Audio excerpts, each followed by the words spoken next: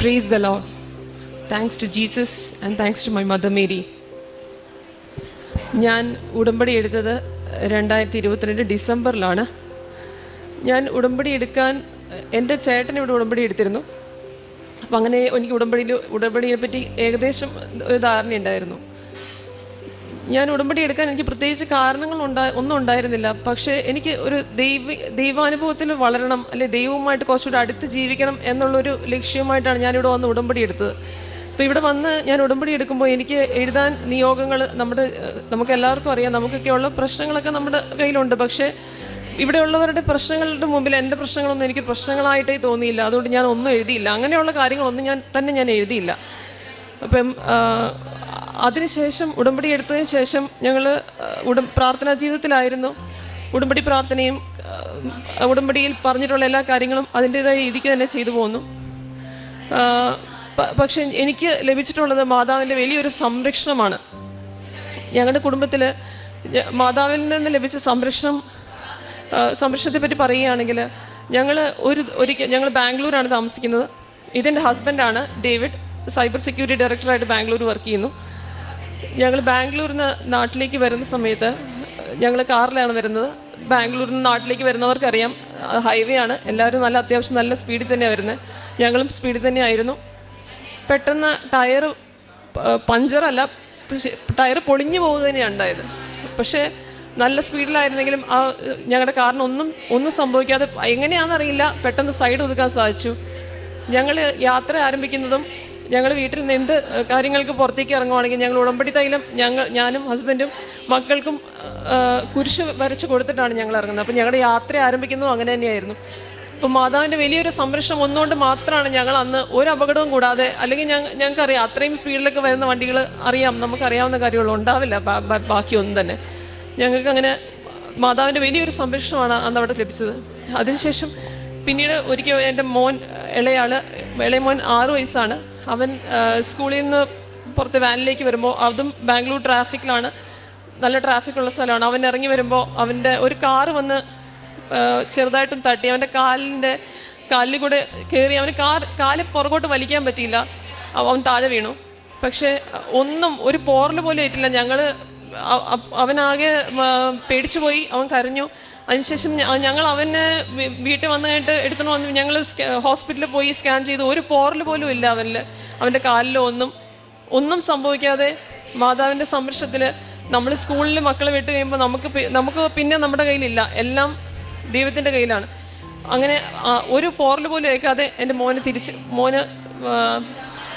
തിരിച്ചു വരാൻ സാധിച്ചു. ഞങ്ങളിങ്ങനെ മോൻ്റെ കാര്യം പറയുമ്പോഴും നിങ്ങൾക്ക് അറിയുമെന്നറിയില്ല, അവൻ്റെ കാല് അവിടെ പെട്ടുപോയിരിക്കുകയായിരുന്നു. അതെടുക്കാൻ പറ്റുന്നുണ്ടായിരുന്നില്ല. അവിടെ കണ്ട ആൾക്കാർ അങ്ങനെയാണ് പറഞ്ഞത്. എന്നിട്ട് തിരിച്ച് സ്കൂളിൽ നിന്ന് വന്നപ്പോൾ അവൻ്റെ കാലിൻ്റെ ഷൂവും വൈറ്റ് കളർ ഷൂ ആയിരുന്നു, അതുമ്പോൾ ടയറിൻ്റെ ഒരു പാടുണ്ടായിരുന്നു. എങ്കിലും അവൻ ആ ഷൂ ഊരിയപ്പോൾ ഒന്നും ഞങ്ങൾ കണ്ടില്ല. അന്ന് ഞങ്ങൾക്ക് മനസ്സിലായി അതൊരു മാതാവിൻ്റെ ഒരു സംരക്ഷണം നമ്മുടെ കൂടെ ഉണ്ടെന്ന്. പിന്നെ നമ്മൾ കുറച്ച് പ്രോപ്പർട്ടി വാങ്ങിക്കാനുള്ളത് ഒരു വലിയൊരു ആഗ്രഹമായിരുന്നു. നമ്മുടെ ഫ്രണ്ട്സും എല്ലാവരും വാങ്ങിക്കുമ്പോഴും അത് നമുക്ക് ഇതുവരെ സാധിച്ചിട്ടുണ്ടായിരുന്നില്ല. ഈ അടുത്ത് ഉടമ്പടിയിൽ വെച്ചതിന് ശേഷം ഞങ്ങൾ കുറേ പ്രോപ്പർട്ടികൾ കണ്ടു. അതിൽ ഒരെണ്ണം ഞങ്ങൾക്ക് ഇഷ്ടപ്പെട്ടു. പക്ഷേ വലിയൊരു വിലയാണ് പറഞ്ഞത്. പക്ഷേ അത് നമുക്ക് താങ്ങുന്നതിന് അധികമായിരുന്നു. എങ്കിലും നമ്മൾ ഉപ്പിട്ട് പ്രാർത്ഥിച്ചു, വിശ്വാസപ്രമാണം ചൊല്ലി പ്രാർത്ഥിച്ചു. നമുക്ക് എത്ര വേണ്ടിയിരുന്നോ അത്ര നമ്മുടെ കയ്യിലുണ്ടായിരുന്നോ ആ ഒരു ലെവലിലേക്ക് താഴെ വരാൻ ഒരു അത്ഭുതമായി തന്നെ പറയട്ടെ അതുണ്ടായി. ഞങ്ങൾക്ക് ഇതൊക്കെ ഇവിടെ വന്ന് പറയാനും ഞങ്ങൾക്ക് സാധിച്ചതിന് ഞങ്ങൾ വളരെയധികം നന്ദി പറയുന്നു. ഈശോനോടും മാതാവിനോടും നന്ദി പറയുന്നു.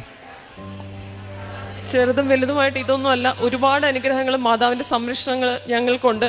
ഞങ്ങളിപ്പോൾ ദൈവത്തിൽ പ്രാർത്ഥനാ ജീവിതത്തിൽ ആഴപ്പെട്ടുള്ള ജീവിതമാണ് ഞങ്ങൾ പോയിക്കൊണ്ടിരിക്കുന്നത്. ഞങ്ങളുടെ മക്കളാണേലും കൃപാസനം ഉടമ്പടി പ്രാർത്ഥനയുടെ സമയമാകുമ്പോൾ മക്കൾ 2 പേരും വരും. അവരും കൂടും പ്രാർത്ഥിക്കാനായിട്ട്. വിശുദ്ധ ദിവ്യബലി എല്ലാ ദിവസവും സാധിക്കുന്ന പോലെ എല്ലാ ദിവസവും രാവിലെ ഞങ്ങൾ 2 പേരും വിശുദ്ധ ബലി അർപ്പിക്കാൻ പോകാറുണ്ട്.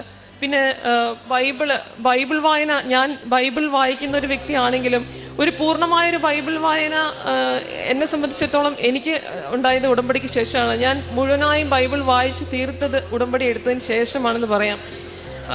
നമ്മൾ അല്ലെങ്കിൽ ബൈബിൾ വായിക്കും, തുറന്നെടുത്ത് വായിക്കും, അല്ലെങ്കിൽ അവിടെ നിന്ന് ഇവിടെ നിന്നും വായിക്കും. പക്ഷെ ഒരു പൂർണ്ണമായ ബൈബിൾ വായന എൻ്റെ ആത്മീയ ജീവിതത്തിൽ എനിക്കുണ്ടായ ഏറ്റവും വലിയ നേട്ടം അതായിട്ട് തന്നെ ഞാൻ കാണുന്നു. പിന്നെ എൻ്റെ മോള് ഒരിക്കൽ മാതാവിനെ, അവൾ കിടന്നപ്പോൾ മാതാവ് വന്ന് അവളുടെ അടുത്ത് വന്നു. അവൾ മാതാവിനെ കണ്ടു എന്ന് പറഞ്ഞു. അപ്പോൾ എങ്ങനെയാണ് മാതാവ് ഇരുന്നതെന്ന് ചോദിച്ചപ്പോൾ അവൾ പറഞ്ഞു തന്നത് ഒരു ഗ്രേ കളർ ഡ്രസ്സ് ഇട്ട ഒരു മാതാവാണെന്നാണ്.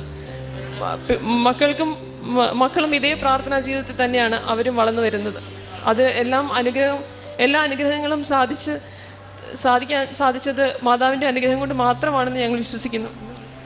കാരുണ്യ പ്രവൃത്തികളായിട്ട് ഞങ്ങൾ ഫുഡ് ഉണ്ടാക്കി അത് ഡിസ്ട്രിബ്യൂട്ട് ചെയ്യാറുണ്ട്. അത് ഞങ്ങൾ ബാംഗ്ലൂരാണ് താമസിക്കുന്നതെങ്കിലും ഞങ്ങളുടെ വീടിൻ്റെ അടുത്ത് പള്ളികളുടെ സൈഡിലും ഒക്കെ ഉള്ള പാവപ്പെട്ടതായുള്ള ആൾക്കാർക്ക് നമ്മൾ ചെയ്യാറുണ്ട്. നമ്മുടെ അടുത്ത് വരുന്ന ആരെയും നമുക്ക് പറ്റുന്ന രീതിയിൽ സഹായിക്കാൻ ഞങ്ങൾ ശ്രമിക്കാറുണ്ട്.